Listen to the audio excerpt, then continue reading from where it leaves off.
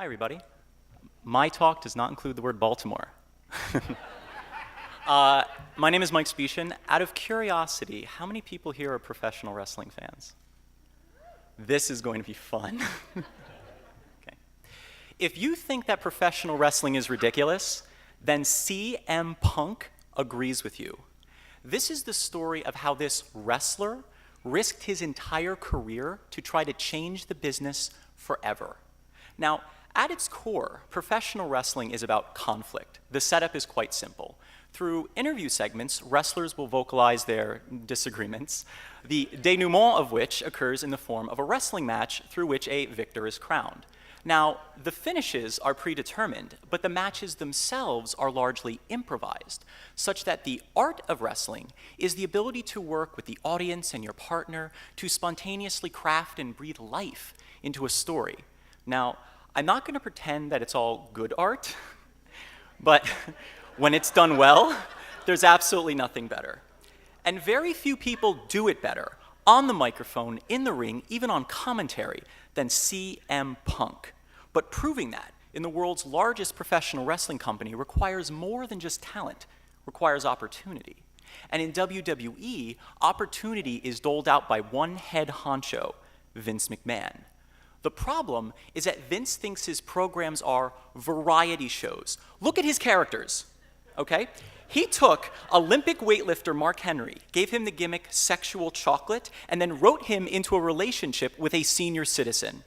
Oh, who then got pregnant and gave birth to a hand, who's now a teenager.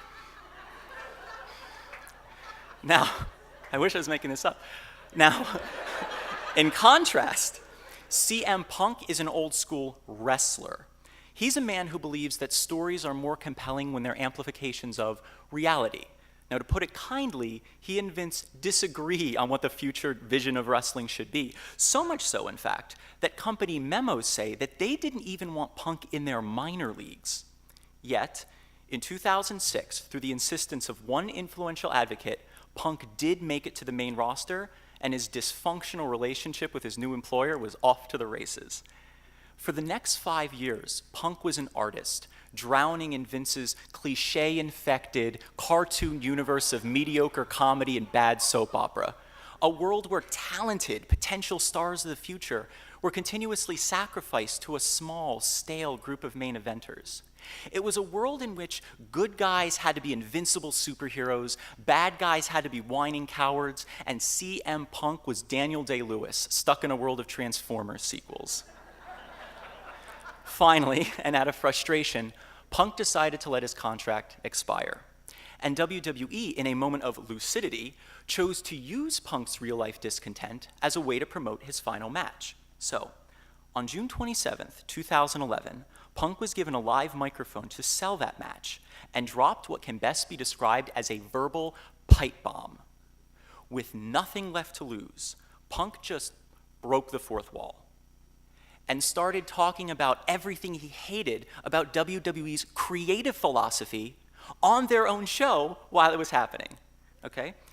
He called out backstage executives as douchebag yes men, mentioned rival promotions, and said, quote, "I'd like to think that this company will be better after Vince McMahon is dead, but we all know it's just gonna get taken over by his idiotic daughter and his doofus son-in-law and the rest of his stupid family." And then they cut his mic. For the next several weeks, Punk continued to advocate for the right of artistic expression in a place few expect to find it. It became known as the Summer of Punk. The fan response was overwhelming and had left WWE with an impossible decision, because the fiction of having John Cena retain his title against a man who was legitimately leaving had unexpectedly collided with the reality that if they scripted Punk to lose, they were going to alienate a large and energized group of fans who for once had a reason to be emotionally invested. Fans were white hot for this match, and not just because it was for the WWE Championship, but because it was a proxy battle for the future of the entire wrestling business. A future, it turns out, which was going to be determined or revealed by the winner of this match. And Punk won. About a month later, we learned that Punk had agreed to a lucrative new deal literally 1 hour before his match.